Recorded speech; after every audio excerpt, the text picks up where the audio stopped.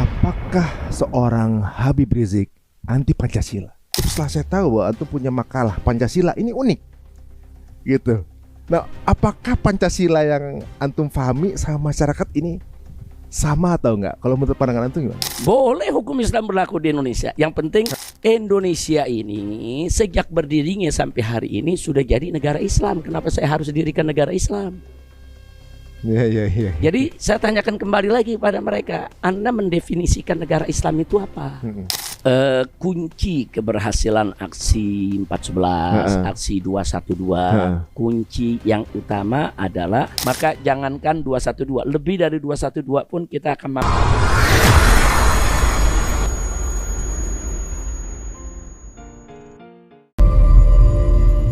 Assalamualaikum warahmatullahi wabarakatuh. Selamat ketemu lagi di Cerita Untung teman-teman semuanya.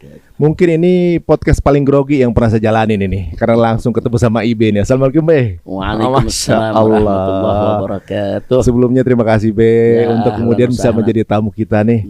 Suatu kebanggaan bagi kita untuk bisa ada di sini nih. Waduh. Alhamdulillah. Ini mungkin banyak sekali yang saya kalau mau tanya apa ditanya kemana, ditanya apa sama Ibe, mau banyak yang mau saya tanyain sih kalau emang iya gitu ya.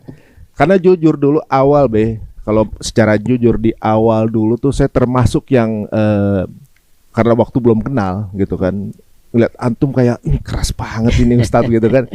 Ini Ustadz keras banget sih kalau ngomong emosi gitu. Udah gitu teman-teman ibaratnya kalau lagi ya namanya kita pasti sering keluar malam Be, ibaratnya terus lihat FPI kayaknya gimana gitu kan. Nah, setelah kenal itu berubah total gitu kan. Setelah jadi orang bilang kan apa ya?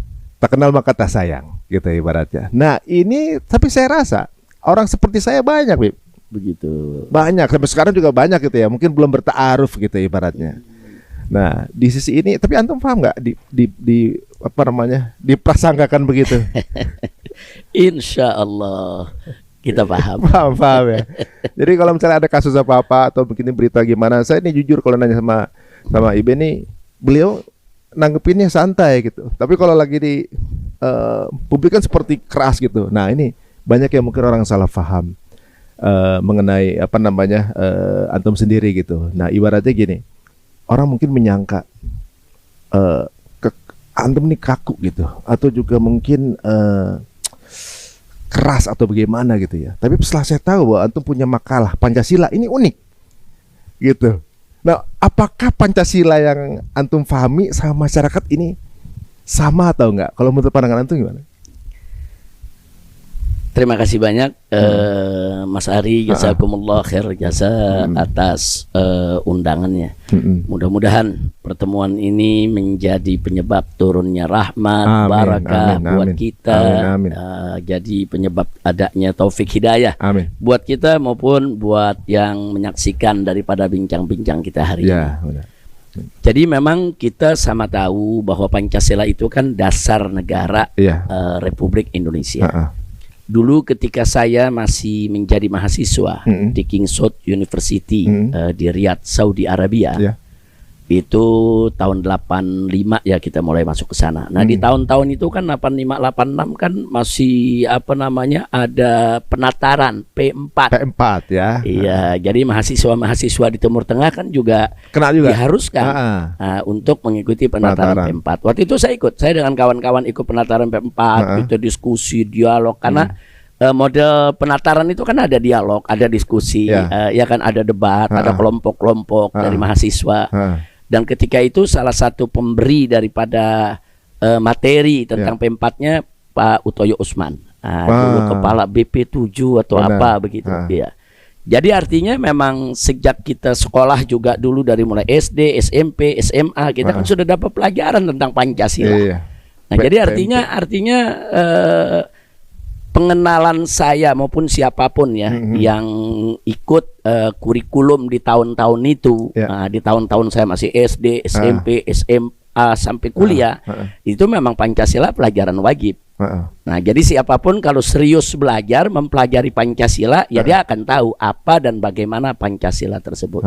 Nah karena saya dulu memang tekun belajar, tekun baca, jadi Pancasila bagi kita memang karena merupakan bagian daripada kurikulum. Ya kita pelajari sehingga kita tahu. Tahu karena belajar. Oh, begitu. Tahu karena kita berinteraksi langsung dengan Pancasila itu sendiri. Nah, begitu saya ambil S2 di University Malaya. Nah, di situ kita diskusi dengan kawan-kawannya. Dulu kawan-kawan yang mendorong saya untuk ambil S2 tuh ada Dr. Hamid Sarkasi yang sekarang di apa namanya di Gontor rektor kalau nggak salah atau apa. Kemudian juga ada Dr. Adian Husaini. Ya, di Universitas Ibn Khaldun yang di Bogor, dekan kalau nggak salah saat ini. Ada Miumi juga. Jadi artinya beliau-beliau ini dulu setiap saya dakwah di Malaysia, kita habis dakwah tuh kita kumpul, kita bincang, diskusi, dialog. Nah, beliau-beliau ini yang mendorong kita untuk ambil S2. Nah, begitu juga pada saat kita mau cari judul apa nih tesisnya nih, kita bincang media. Mereka yang sarankan sebaiknya Pancasila, Habib. Karena Pancasila ini kan sebagai dasar negara Indonesia perlu juga diketahui oleh luar negeri. Jadi kita mencoba untuk memperkenalkan Pancasila di Malaysia. Tapi dengan persepsi apa sih pengaruhnya Pancasila terhadap penerapan syariat Islam di Indonesia? Kan ada juga yang menyampaikan, oh ini negara Pancasila hukum Islam nggak boleh berlaku. Di negara Pancasila ini pantang yang namanya syariat itu berlaku. Melalui tesis itu kita ingin buktikan nggak seperti itu. Pancasila itu tidak anti syariat Islam. Pancasila itu bukan belenggu untuk penerapan syariat Islam. Nah, jadi kita buktikan secara ilmiah dalam tesis ternyata di negara Pancasila banyak sekali hukum-hukum Islam yang sudah berlaku. Seperti dalam urusan pernikahan, perceraian, wakaf, hadiah, hibah. Itu kan di Indonesia udah ada ininya komparasi hukum Islamnya. Jadi nggak betul kalau hukum Islam tidak bisa berlaku di negara Republik Indonesia yang berdasarkan Pancasila. Jadi Pancasila itu welcome terhadap hukum Islam, kenapa tidak? Nah, jadi saya masih jadi ingat waktu saya baca isi pidato, redaksi pidato daripada Bung Karno ya. Beliau mengatakan kepada kelompok-kelompok Islam ketika itu. Beliau katakan silakan yang kelompok Islam mau terapkan hukum Islamnya atau agama lain silakan. Silakan itu perjuangkan tapi lewat yaitu jalur konstitusional. Artinya perjuangkan itu lewat parlemen, lewat DPR. Kalau DPR udah menyetujui menjadi undang-undang, no problem. Jadi dari mulai sejarah lahirnya Pancasila sampai hari ini tidak ada satu klausul pun yang melarang syariat Islam itu diberlakukan di negara yang berdasarkan Pancasila. Jadi boleh hukum Islam berlaku di Indonesia. Yang penting ikut prosedur ya, prosedur konstitusional yang sudah diatur oleh perundang-undangan. Waduh, berarti kayak fitnah-fitnah bahwa antum cuma kepengen Indonesia jadi negara Islam gitu ya. Ibaratnya anti Pancasila itu salah berarti itu ya. Justru maaf.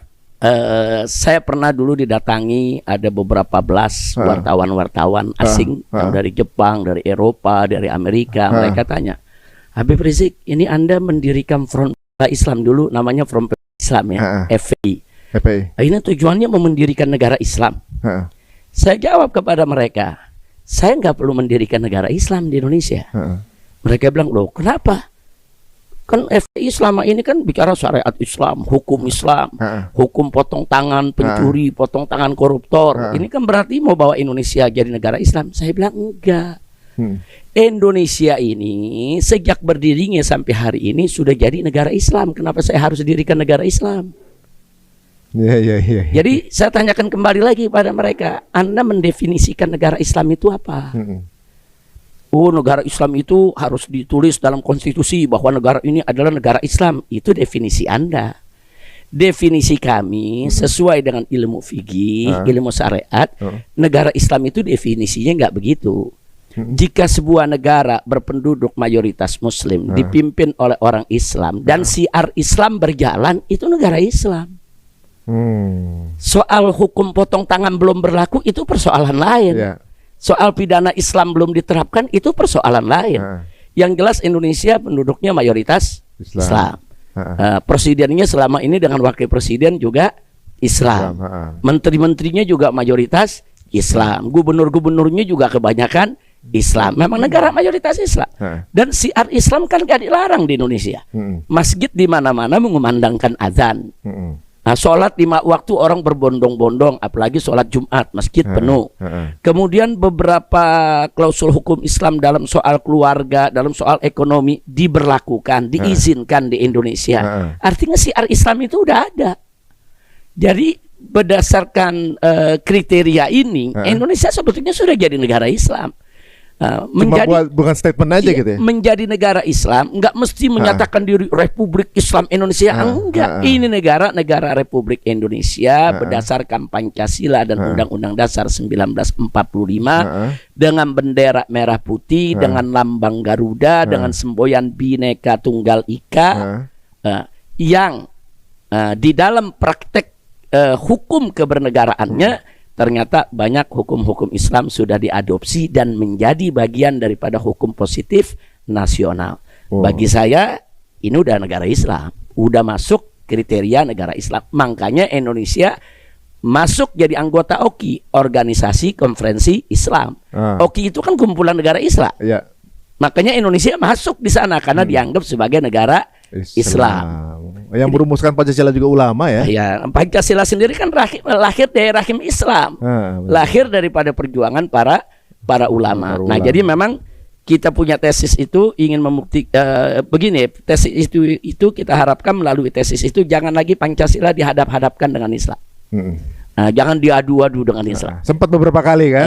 Bukan hanya beberapa kali, sering. Iya benar. Kadang-kadang selalu bertentangan. Kalau orang bicara Islam langsung dianggap anti Pancasila.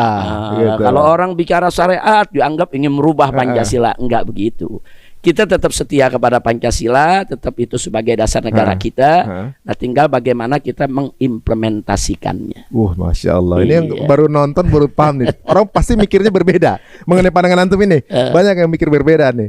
Tapi uniknya juga dengan sejauh ini ya, Anda juga nggak pernah ngeliat non Muslim itu pernah punya salah paham sama antum. Justru sesama Muslim kadang-kadang yang salah paham. Itu bagaimana?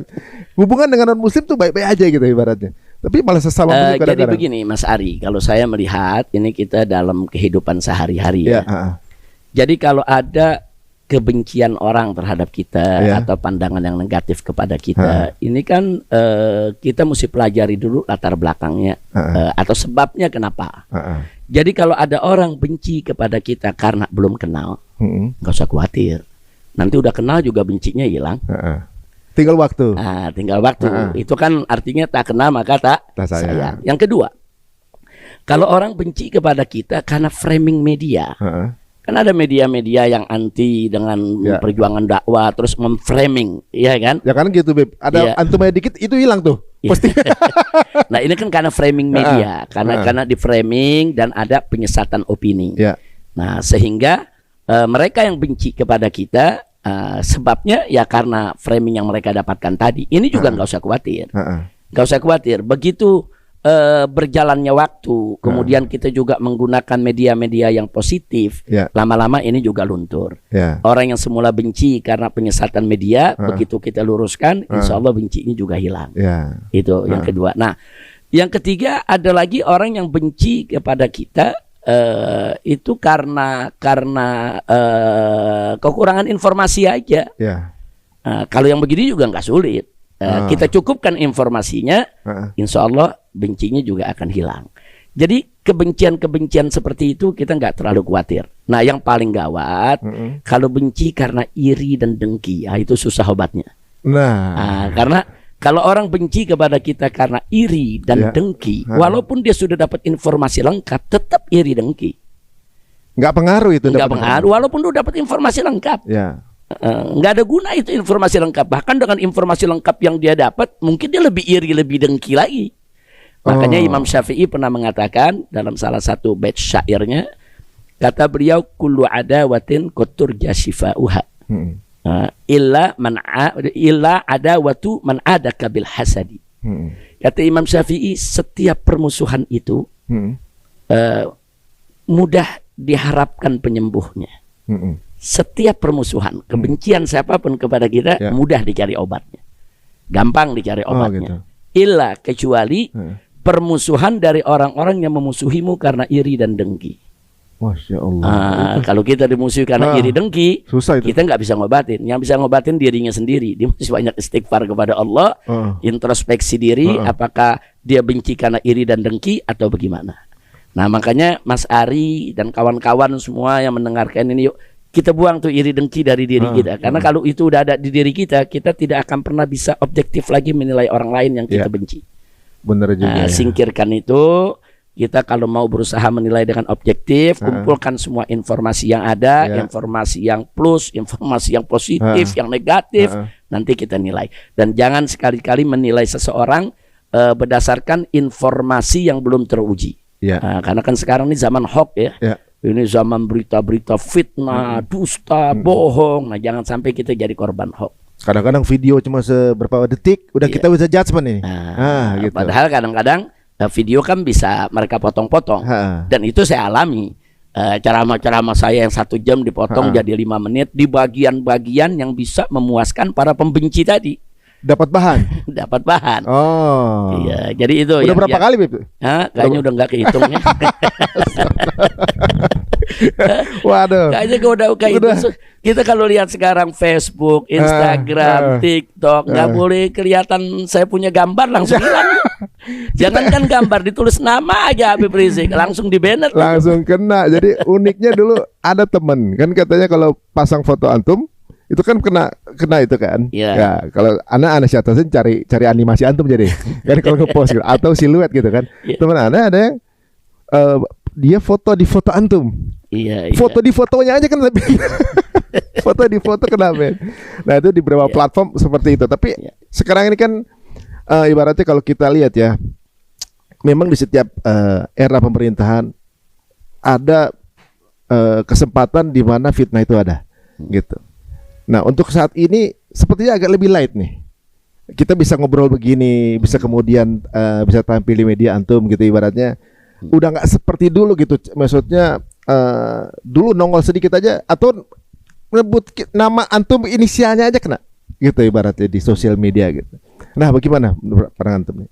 Ya jadi kita dulu maupun sekarang bagi para juru dakwah seperti saya ya sebagai ustadz juru dakwah tetap harus memposisikan diri sebagai juru dakwah yang berdakwah dan selalu menegakkan amar ma'ruf nahi munkar. Sehingga bagi kita baik zaman dulu maupun sekarang sulit ataupun gampang, ya bagi kita sama aja. Sama aja. Artinya kita punya media-media lain kok yang bisa kita manfaatkan. Contoh, sepanjang era setelah reformasi lah kita katakan, kita bicara setelah reformasi ya. Sebelum maraknya medsos. Sebelum maraknya medsos orang belum kenal Twitter, Facebook apa. Nah, saat itu banyak media-media mainstream di Indonesia yang memframing bahwa Habib Rizik itu ekstrem, FPI itu radikal, kadang-kadang juga ada yang langsung menuduh embrio teroris dan lain sebagainya. Saat itu kan boleh dikatakan kita sulit melawannya itu framing, karena saat itu kan bukan zaman medsos. Saat itu kan yang dipegang oleh media-media mainstream, televisi nasional yang pegang itu. Jadi kalau sudah media mainstream mencap kita ekstrem, ya se-Indonesia bisa sebut kita ekstrem. Dan saat itu kemampuan kita untuk menjawab lewat media itu memang agak sulit, kecil. Tapi jangan lupa bahwa kita kan juga punya mimbar. Mimbar itu kan dihadiri oleh ribuan orang, kadang-kadang ratusan ribu orang. Dan mimbar-mimbar itu kan lebih interaktif daripada media-media mainstream. Kita langsung bertemu dengan umat. Kita langsung duduk di tempat yang sama dengan umat. Nah ternyata itu dulu sangat efektif untuk menangkal fitnah-fitnah tersebut. Jadi kita tidak punya media elektronik. Tapi kita punya media mimbar. Kita punya media pengajian. Dan kita punya media organisasi yang punya cabang-cabang di seluruh provinsi. Nah jadi media-media ini yang menangkal berita-berita tersebut. Sebelum ada medsos, sebelum ada medsos itu sudah kita lakukan. Dan itu efektif untuk zaman itu. Nah sekarang setelah ada medsos lebih mudah lagi menangkalnya. Jadi walaupun di band sana sini ada juga tetap aja ada media. Contohnya di band di Facebook, di Instagram, kemudian di TikTok. Twitter masih bebas. YouTube masih bebas. Nah, ditambah lagi kan kita bisa buat media-media yang lainnya dengan menggunakan platform-platform yang lain. Nah, jadi artinya bagi seorang dai jangan pernah ngandelin itu terlalu ngandelin media untuk dakwah. Enggak, kita punya media yang lebih unik lagi. Kita punya media bisa berinteraksi langsung dengan ratusan ribu umat di satu lokasi. Itu kan luar biasa. Dan ingat bahwa interaksi langsung semacam itu jauh lebih efektif, daripada. Dan kita punya umat yang nyata, real, bukan umat follower yang ada angka-angka aja ya. Bukan kopi doang ya. Bukan follower angka itu kan kadang-kadang ada bot bisa dibuat. Kalau ini kan nyata, real. Beliau tahu bot juga. Jadi mantap jadi ternyata ya.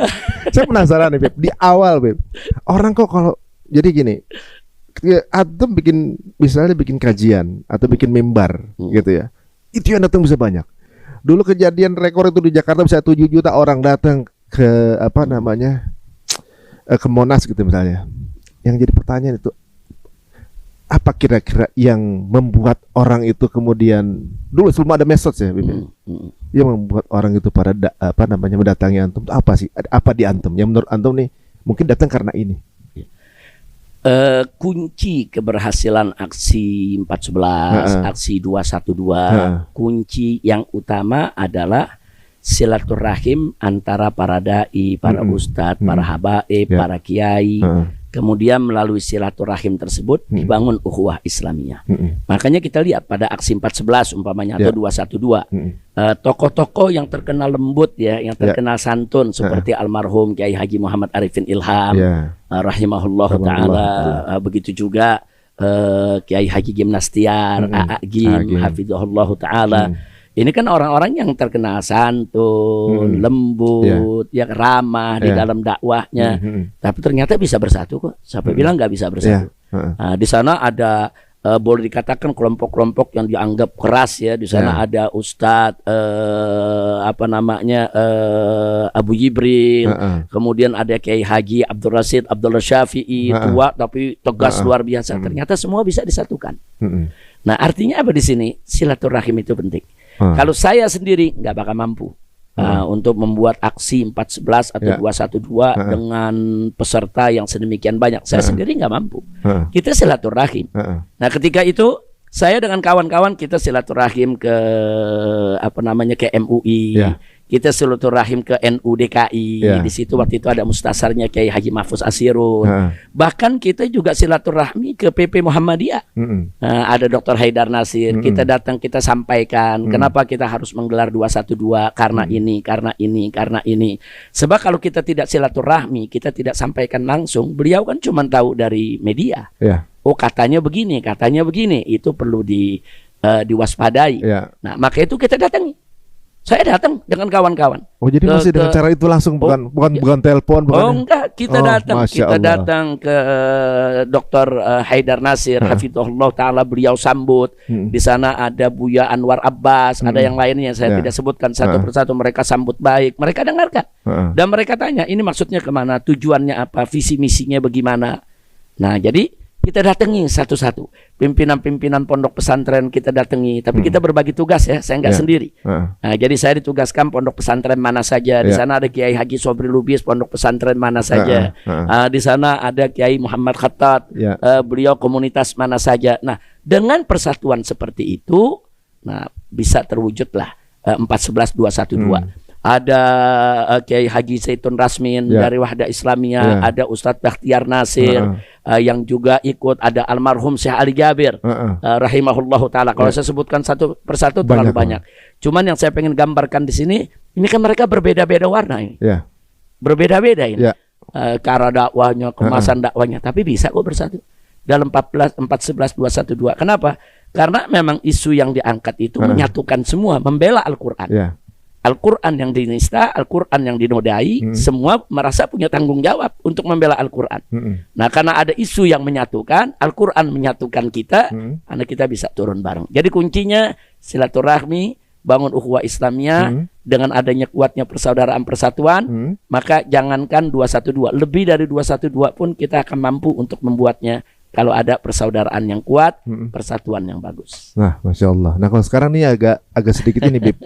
Di zaman media dan sosmed seperti sekarang nih, agak miris gitu kalau sekarang ini sepertinya kelompok umat Islam seperti terklaster atau ada folder-foldernya. Kadang-kadang orang tuh lebih semangat sama kendaraan dibanding tujuan. Jadi ibaratnya sama-sama mau ke Monas misalnya, tapi beda jalan gitu. Yang satu lewat Sudirman, satu lewat Kuningan.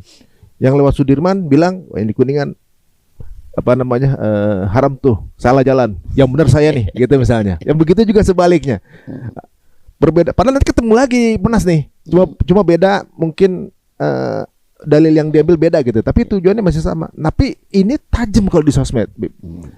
Ini beda sedikit, ini serang. Ini gantian, ini serang misalnya gitu. Apakah budaya untuk kemudian bersilaturahmi seperti antum contohkan tadi itu udah mulai berkurang sekarang ini? Lebih banyak tuh lewat medsos untuk komunikasinya. Kadang-kadang saya pernah menjadi perlintasan dua orang ulama nih. Jadi jamaahnya beliau dan jamaahnya beliau ini berseteru di sosmed. Ustadz saya bilang, antum punya nomor telepon Ustadz itu? Punya saya, gitu kan. Oh saya mau komunikasi sama beliau. Tabayun diskusi nggak ada masalah. Jadi medianya ininya kadang-kadang terlalu lebih kencang dibanding mereka nya, nggak ada masalah, baik-baik aja. Tapi di luaran seperti seolah-olah Muslim tuh nggak kompak sebenarnya ya. Berbeda sedikit akan jadi permasalahan. Ini pandangan antum gimana? Ya memang sesuai dengan kabar dari Nabi alaihi salatu wassalam bahwa suatu zaman nanti akan banyak kelompok Ruwaibidah. Ruwaibidah itu kan kelompok yang nggak tahu apa-apa, tapi sok tahu semua. Jadi rajulun tafi fi amril ammah. Jadi Nabi menggambarkan nanti akan datang satu zaman bahwa di situ akan banyak Ruwaibidah yang berani bicara dalam urusan umat yang bukan bidang dia. Dan ini zaman ini lagi zaman ini benar. Jadi kegaduhan yang terjadi di medsos karena yang banyak yang bukan bidangnya ikut bicara. Iya. Orang yang nggak ngerti kesehatan bicara kesehatan. Orang yang nggak ngerti agama jadi mufti yang mengeluarkan fatwa agama kan jadi rancu.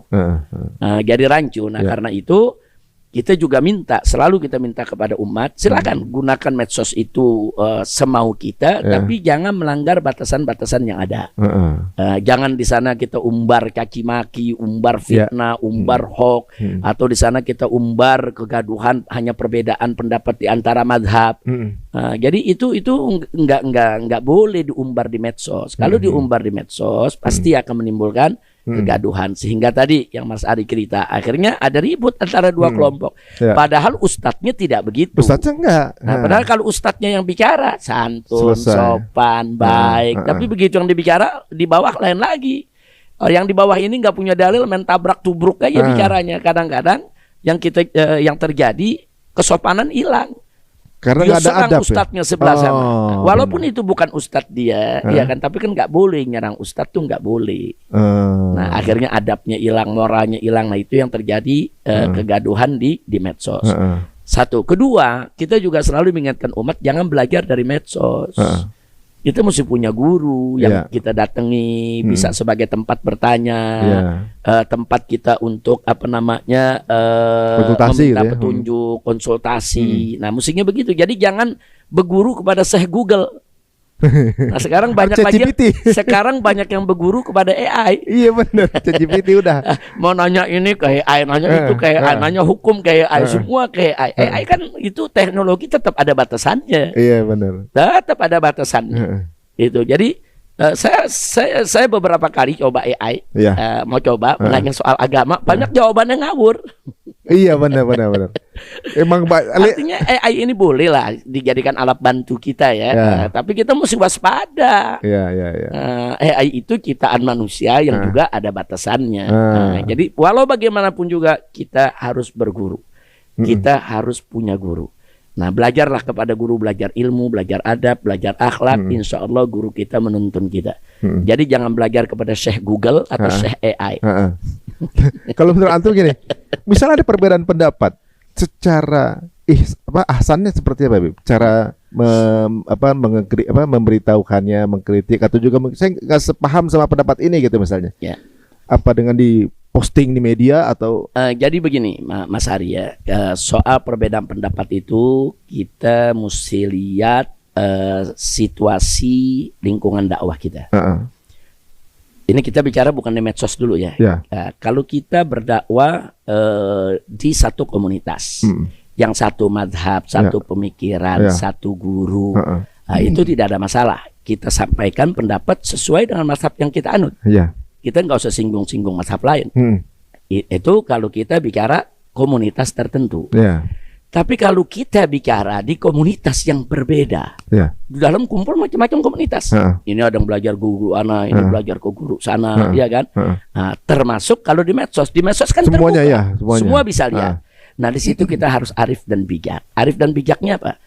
Kalau kita mengemukakan satu pendapat yang kita dukung, kita juga harus mengakui kalau di sana ada pendapat lain. Kadang-kadang ada orang mengeluarkan satu pendapat, hanya satu pendapat dia saja, dengan semangat dia bela, dan dia salahkan semua pendapat yang lain. Ini yang berbahaya. Nah, ulama-ulama yang arif itu, contoh nih, saya kasih contoh, yang masalah ringan lah. Kalau di medsos orang ingin bicara tentang kunut dalam sholat subuh, iya kan? Katakan saya mengikuti mazhab Syafi'i yang melakukan kunut. Kalau saya ngajar di komunitas saya sendiri, saya bicara hanya dalil tentang bolehnya kunut. Saya nggak bicara pendapat lain. Tapi kalau saya bicara di medsos, saya mesti jelaskan. Saya jelaskan ini bahwa kita kunut dengan dalil bla bla bla bla bla bla bla. Tapi nanti kita kasih tahu. Tapi ingat ya, di sana ada mazhab lain yang berbeda. Yang menganggap subuh itu tidak ada kunutnya. Mereka juga punya dalil yang harus kita hormati. Itu harus disampaikan. Sehingga umat tercerahkan, terbuka. Oh, ada mazhab lain yang seperti itu. Jadi nanti mereka tuh umat begitu mereka berbaur dengan kelompok lain, nggak saling menyalahkan. Oh, ini yang guru kita bilang nih ada pendapat lain. Oh, ini yang guru kita bilang nih ada pendapat lain. Jadi kita punya jamaah nggak kaget. Tapi kalau kita cuma bicara hanya satu saja, itu saja, dan semua pendapat di luar itu kita salahkan, ya jamaah kita nanti begitu berbaur dengan pendapat yang berbeda, mereka anggap yang pendapat berbeda itu aliran sesat, nih aliran baru nih. Salah nih, kenapa haram begini nih, ini salah nih, haram nih. Nah, itu yang jadi persoalan. Kalau di komunitas terbatas khusus untuk satu mazhab saja, silakan bahas cukup satu mazhab. Tapi kalau di komunitas terbuka, di tempat lain, lebih arif dan bijak. Dia boleh saja ikuti pendapat yang dia inginkan. Tapi dia juga mesti singgung ada pihak lain yang punya pendapat berbeda. Contoh, saya kasih contoh. Soal tawassul sama tabarruk. Ada orang menyampaikan tawassul tabarruk itu haram. Itu nggak boleh dilakukan. Itu bid'ah, itu musyrik, itu masuk neraka. Ini nggak arif, nggak bijak. Mestinya dia sampaikan bahwa tawassul tabaruk itu menurut Ibn Taimiyah, umpamanya Ibnu Qayyim, itu nggak boleh, umpama. Kalaupun boleh ada syarat-syaratnya. Bla bla bla bla bla bla. Saya cenderung untuk ikut Ibn Taimiyah, umpamanya. Tapi tolong biar tahu ya, di mazhab yang tiga, di mazhab yang Hanafi, Syafi'i, Maliki, bahkan Hambali, itu banyak yang membolehkan tabaruk tawassul itu. Jadi jangan sampai nanti ketemu kelompok itu langsung kita kafirkan. Kan jadi arif dan bijak. Soal dia mau ikut Ibn Taimiyah itu hak dia. Jelas kan? Soal dia mau bela pendapat Ibn Qayyim itu hak dia. Benar. Apalagi dia sebagai guru. Tapi umat ini jangan hanya disodorkan satu pendapat, sementara pendapat lain tuh disalahkan. Benar. Itu yang berbahaya. Karena di medsos ini kan yang ngelihat semua golongan. Tapi kalau di komunitasnya sendiri, komunitas yang memang banyak mengikuti pendapat Ibn Taimiyah rahimahullah, ya boleh dia bahas Ibn Taimiyah saja, nggak perlu bahas yang lain. Nah, tapi kalau dia bicara untuk publik, ya publiknya macam-macam orang. Pendapat beda-beda ya. Tapi kadang-kadang mesti dijaga. Kajiannya mungkin eksklusif, tapi diupload kadang sama jamaahnya. Begitu masuk medsos itu udah jadi terbuka. Itu mungkin salah paham jadi di situ. Pengguna medsos itu harus bijak. Benar. Iya, harus bijak. Ini bagaimana nih? Oh, ini kan komunitas kita doang, terbatas ya, nggak usah diupload. Nggak usah upload ya. Itu kayak lempar bola panas jadi ya. Iya, kalau mau diupload ya kasih penjelasan. Bukan nggak boleh dia dengan pendapat itu, boleh dengan pendapat itu, tapi kasih penjelasan dong. Kasih penjelasan. Bahwa ini ada mazhab lain begini ya, gitu. Ini ada mazhab lain begini ya, kan banyak pendapat, apalagi urusan fikih. Benar. Iya. Itu yang namanya adab sebelum ilmu itu begitu ya. Iya. Jadi ada adab-adab khusus yang mungkin sekarang nih ya di zaman medsos yang mudah kita mendapatkan informasi, kan mudah untuk dakwah, lebih mudah sebenarnya juga ya, Bip.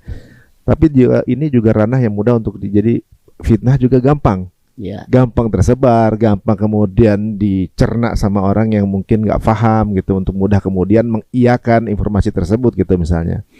Dan berbagai hal ternyata juga yang ya kalau mengenai masalah fitnah, antum mungkin udah Ana sempat bilang sama rekan Ana Jirdan gitu pernah ngomongin. Ya Habib, putri-putrinya pada tabah semua ya, lihat bapaknya difitnah mulu dari berbagai kali dekade masih aja gitu ya. Nggak ini sampai baru kali ini mungkin ada orang yang terkena fitnah sampai terusir gitu dari wilayahnya. Udah kayak Nabi Ibrahim. Masya Allah. Masya Allah. Tapi hal seperti ini kan berarti mestinya memiliki pendewasaan ya, Bib. Ibaratnya gini, jarak di sosmed itu cuma antara jempol sama handphone aja gitu. Kadang-kadang yang bicara itu tanpa ada dasar di belakang ilmunya. Yang kadang-kadang kemudian menimbulkan fitnah. Banyak hal, dia punya satu bahan untuk dia trigger, itu jadi fitnah.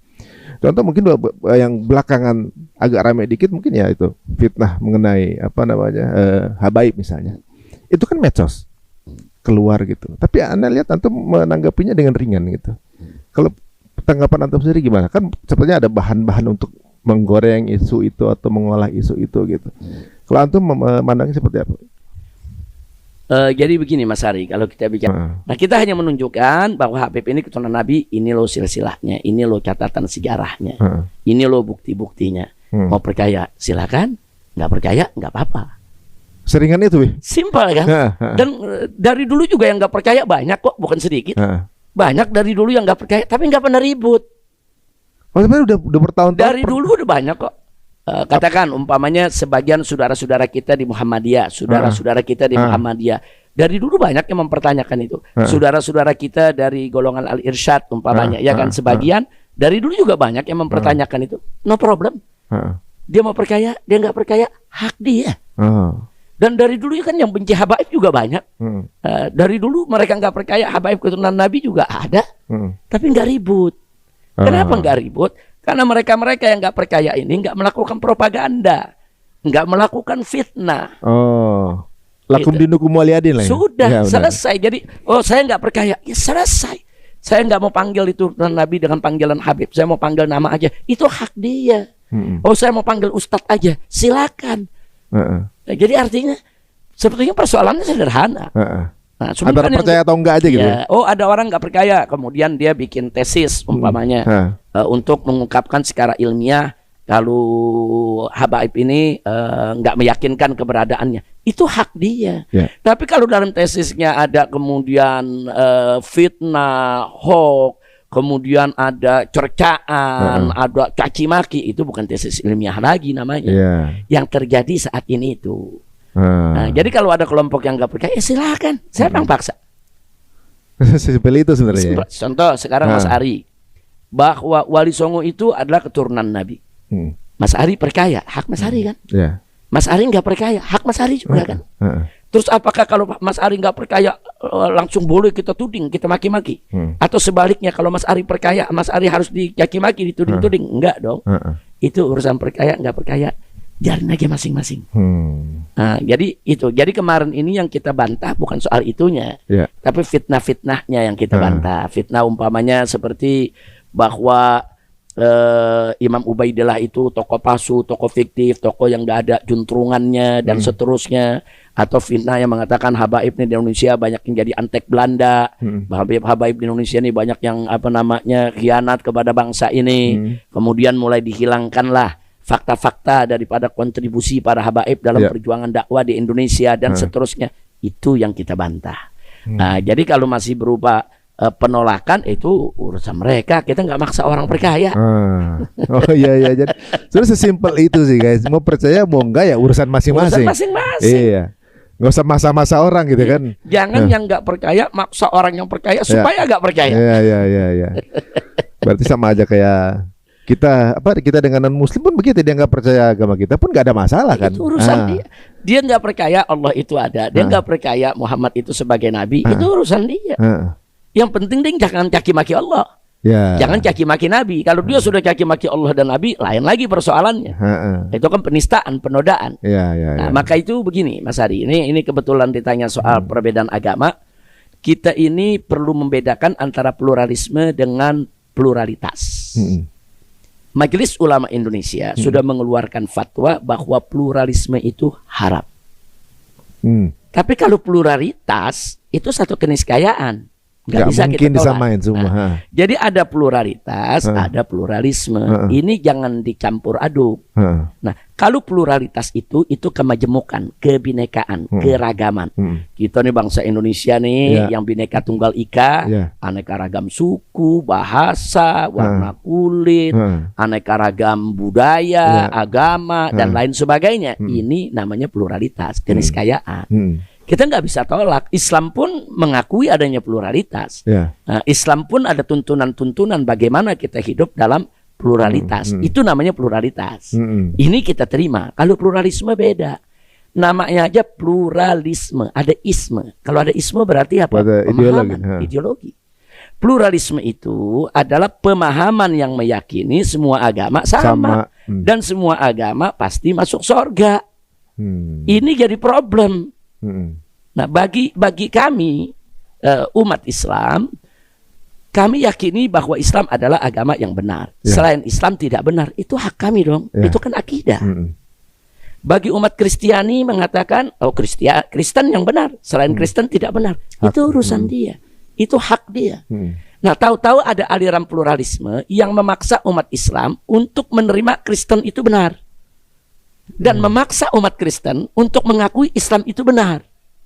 Nggak boleh dong. Nggak boleh. Masa orang Kristen dipaksa untuk membenarkan Islam, orang Islam dipaksa untuk membenarkan Kristen? Nggak boleh. Itu pemaksaan. Makanya pluralisme itu adalah isme pemaksaan. Dia ingin memperkosa keyakinan. Jadi orang Islam yang yakin agamanya yang benar, selain Islam nggak benar, dipaksa untuk mengakui selain Islam juga benar. Katanya mereka ini orang-orang yang menjunjung tinggi kebebasan. Faktanya mereka paksa orang untuk mengakui sesuatu yang tidak diyakininya. Nggak boleh dong. Nah, itu pluralisme namanya. Jadi beda ya antara pluralisme sama pluralitas ya. Tapi digiring opininya Islam itu anti pluralitas. Iya. Enggak, Islam anti pluralisme, bukan anti pluralitas. Tapi di media seolah-olah intoleran. Betul. Karena anti pluralitas di narasinya. Karena pluralisme diidentikan dengan pluralitas oleh mereka. Mereka identikan. Ini kan yang nggak paham kejeblos itu. Ya, ini kan pembodohan. Nah, seolah-olah pluralisme dan pluralitas itu sama. Bukan sama, berbeda.